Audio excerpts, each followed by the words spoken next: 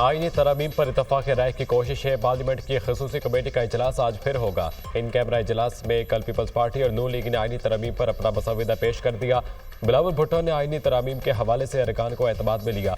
हम सबको इतफाक राय के लिए लचक दिखाना होगी। ये पार्लियामेंट की बालादस्ती और जमहूरियत के लिए अहम कानून साजी है। इसमें किसी एक शख्स को फायदा देने वाली कोई सोच नहीं। हम सब इदारों की मजबूती चाहते हैं। फर्द वाहिद के पास सब इख्तियारात मसाइल पैदा करते हैं।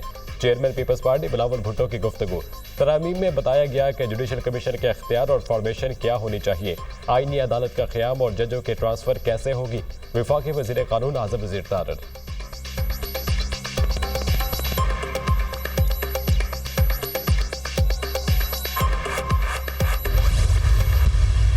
कुछ हुकूमत की तरफ से कॉपियाँ तकसीम की गई जो उनके मसवदे के बारे में तसव्वुर है या जो उनकी तजवीज़ है, हम उस पर बातचीत का आगाज़ कर रहे हैं। हम ये भी तजवीज़ कर रहे हैं कि आईनी 19वीं तरमीम को ख़त्म किया जाए और वापस 18वीं तरमीम को बहाल किया जाए, जिसमें कि जजों के तकर्रुर और सीनियरिटी की बुनियाद पर हो, कारकर्दगी की बुनियाद पर हो, सेहतमंदी की बुनियाद पर हो। तो जहाँ कमीशन का एक किरदार होगा, अदलिया के कमीशन का, वहाँ पार्लियामान का भी एक किरदार उसमें आ जाएगा। 19वीं तरमीम ख़त्म करके 18वीं तरमीम बहाल की जाए, मौलाना फजलुर रहमान की तजवीज़। 19वीं तरमीम के खात्मे से जजों की तकर्री में पार्लियामान का किरदार बढ़ेगा। आईनी और सियासी मामलात को एक तरफ किया जाए ताकि अवाम की मुकदमात निपटाए जा सके। एक जज के रिटायरमेंट और तौसी की बात करके अदलिया को तकसीम न किया जाए। आईनी तरमीम में ताख़ीर पसंद नहीं। कोशिश है पीपल्स पार्टी और JUI में पहले इतफाक राय हो, फिर PTI को तजावीज़ पेश करेंगे। हुकूमत ने पहली बार मुसवदे की कॉपियाँ तकसीम की। मुसवदे पर इतफाक राय उसी सूरत हो सकता है जब लचक का मुजाहरा किया जाए। हमारी कोशिश है तरमीम से काबिल एतराज़ मवाद को साफ किया जाए। मौलाना फजलुर रहमान की मीडिया टॉक।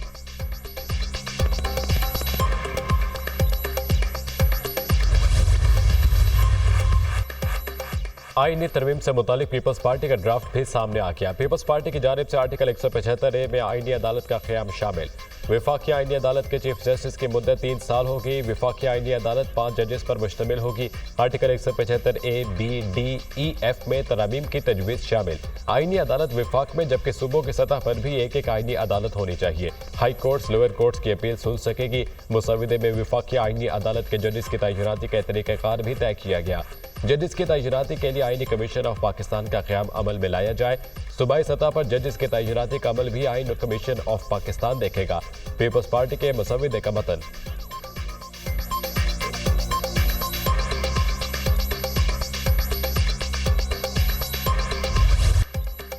तहरीक इंसाफ की शंघाई ताउन तंजीम के सरबराही इजलास पर एहतजाज की कॉल। 15 अक्टूबर को डी चौक इस्लामाबाद में भरपूर एहतजाज का ऐलान। तहरीक इंसाफ की सियासी कमेटी के हंगामी इजलास का एलामिया जारी। मरकज से निचली तरीन सतह तक तमाम तंजीमी ज़िम्मेदारान और विंग्स को डी चौक एहतजाज की तैयारियों को हतमी शक्ल देने की हिदायत।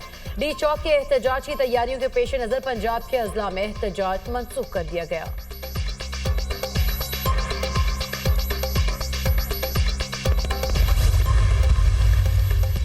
पंद्रह अक्टूबर के एहतजाज में हमारी क़यादत शरीक होगी। हर शरारत की जिम्मेदार सिर्फ हुकूमत होगी। PTI पाकिस्तान का नुकसान चाहती है। ना बानी PTI ने यह दर्ज दिया है। हमें अदालतों से भी मायूसी हुई है। बानी PTI से मुलाकात पर पाबंदी लगाई गई। हमारे वकला को बानी PTI से मुलाकात की इजाज़त दी जाए। बानी PTI से मुलाकात करवा देते हैं तो अगला लहमल और होगा। हुकूमत को चाहिए कि बानी तक फौरी रसाई दे। शेख वकास अकरम की प्रोग्राम टुनाइट विद सबर अब्बास में गुफ्तगू।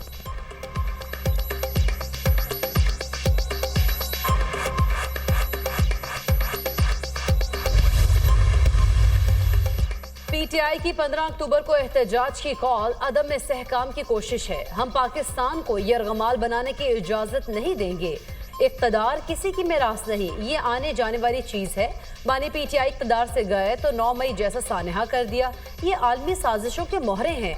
वज़ीर दिफ़ा ख्वाजा आसिफ की गुफ्तगू। रहनुमा मुस्लिम लीग नून राना सनाउल्लाह ने दुनिया न्यूज़ से खुसूसी गुफ्तगू में कहा, 15 अक्टूबर को एहतजाज की कॉल साबित करती है ये मुल्क दुश्मन है। PTI सियासी जमात नहीं, मुल्क दुश्मन जमात है। पाकिस्तान की तरक्की के लिए SCO कॉन्फ्रेंस बहुत अहम है। ये लोग फसाइयत फैला रहे हैं। पाकिस्तान को बदनाम करने की इजाज़त नहीं दी जाएगी।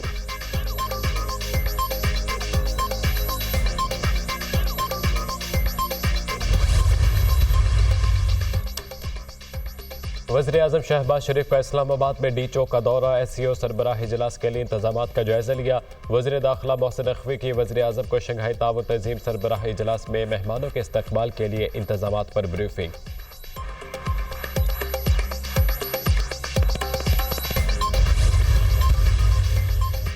पेट्रोल बम और गालम गलोच जनूनी जत्थे का वतीरा बन चुका है। मुल्क में जत्थे विफाक पर चढ़ाई कर रहे हैं। एक सूबे की तरफ से विफाक पर हालिया दिनों में हमले किए गए, मुल्क का इमेज खराब करने की कोशिश की गई। उनकी ख्वाहिश थी यहाँ लाशें गिरे और मुल्क में फसाद फैले। वज़ीर-ए-आज़म की नाम लिए बगैर तहरीक इंसाफ पर कड़ी तनकीद। 2014 में डी चौक पर 7 माह तमाशा लगा रहा। डी चौक पर फसादियों ने दिन रात फसाद बर्पा किए रखा। 2014 में एक तमाशे की वजह से चीनी सदर को दौरा पाकिस्तान मुलतवी करना पड़ा। वज़ीर-ए-आज़म की पुलिस लाइन्स हेडक्वार्टर इस्लामाबाद आमद, यादगार शहदा पर हाजिरी और शहदा को खिराज अकीदत पेश। वज़ीर-ए-आज़म की शहीद कांस्टेबल अब्दुल हमीद के अहले खाना से मुलाकात, ताज़ियत की और इमदादी चेक भी दिया।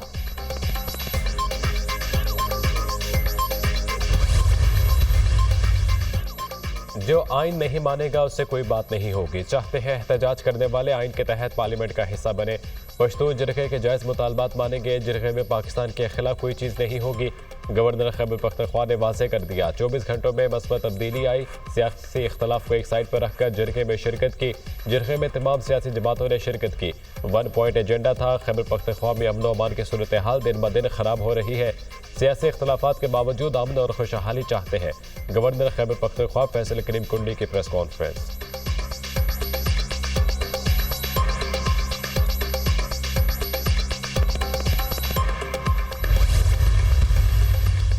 सऊदी कंपनी के चेयरमैन का ग्रीन कॉर्पोरेट इनिशिएटिव हेडक्वार्टर्स का दौरा। पाकिस्तान में कौमी ग़िज़ाई तहफ़्फ़ुज़ को यकीनी बनाने के लिए ग्रीन कॉर्पोरेट इनिशिएटिव की कोशिशों को सराहा। दोनों ममालिक की बाहमी फ़ायदे के लिए पाकिस्तान की ज़रई सलाहियत से फ़ायदा उठाने पर भी इत्तफ़ाक़। SIFC की मुआवनत और हुकूमती काविशों के बायस सरमायाकारों की दिलचस्पी में इजाफा हुआ।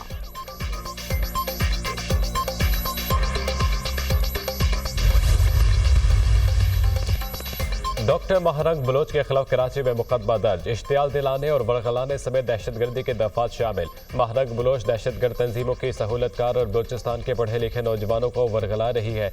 महरंग बलोच जुलूसों और रैलियों की आड़ में दहशतगर्दों की नकल और हरकत आसान बनाती है। मुकदमे का मतन।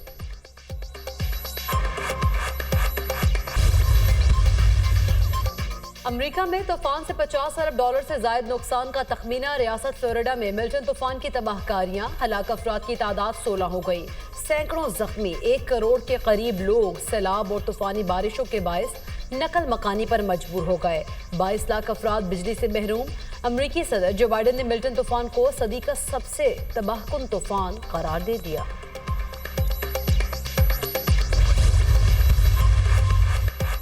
डोनाल्ड ट्रंप की एक बार फिर जो बाइडन और कमला हैरिस पर कड़ी तनकीद। ट्रंप का कहना है कि जो बाइडन और कमला हैरिस जुराई पेशा अफराद को रिलीफ देते हैं। हम सबसे पहले अमरीकी शहरियों के बारे में सोचते हैं। सरहदों को बंद करके अपने मुल्क की हिफाजत करेंगे। कमला हैरिस का कहना है कि डोनाल्ड ट्रंप अमरीकी अवाम में तकसीम का बायस बन रहे हैं। वो मुखालिफिन को जेर करने के लिए गलत नामों से पुकारते हैं। अमरीका को ऐसे सदर की ज़रूरत है जो अवाम को मुत्तहिद कर सके। मशरिक़ वसता में कशीदगी से खित्ते की सूरत हाल ख़राब हो रही है। गजा और लबनान में जंग बंदी के लिए काम कर रहे हैं।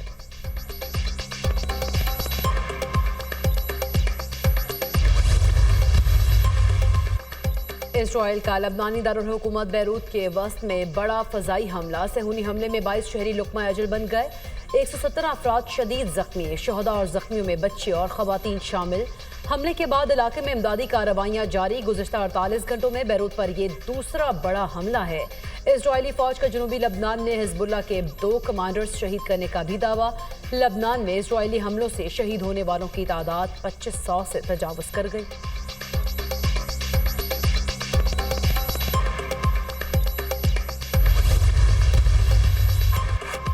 हिज़्बुल्लाह का इसराइल पर जवाबी वार। दारुल हुकूमत तल अवीव, हैफा और शुमाली इसराइल पर 100 से ज़ायद रॉकेट दाग दिए। Israeli air defence command base पर भी ड्रोन हमला। फौजी अड्डे पर हमले से इसराइल का बड़ा नुकसान हुआ। हिज़्बुल्लाह का दावा।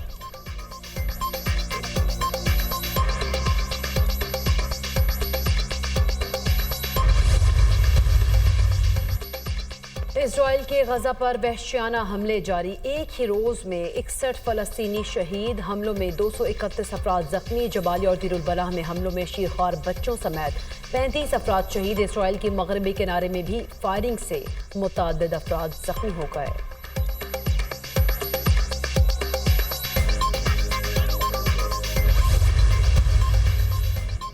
इसराइल मगरबी ममालिक की हिमायत से गजा लेबनान में मासूम लोगों का कत्लेआम कर रहा है। ईरानी सदर मसूद पज़ेश्कियान ने कहा है कि मशरिक़ वसता में अमरीका और यूरोपीय यूनियन की मदद से जारी खून की होली को रोकना चाहिए। इसराइल ने लेबनान पर जारहियत की और हिजबुल्लाह की आला क़यादत को निशाना बनाया। इसराइल अब लेबनान में ज़मीनी फ़ौज भेजने की गलती कर रहा है। ईरानी सदर मसूद पज़ेश्कियान की तुर्कमानिस्तान में आलमी इजलास के साइड लाइन पर गुफ्तगू।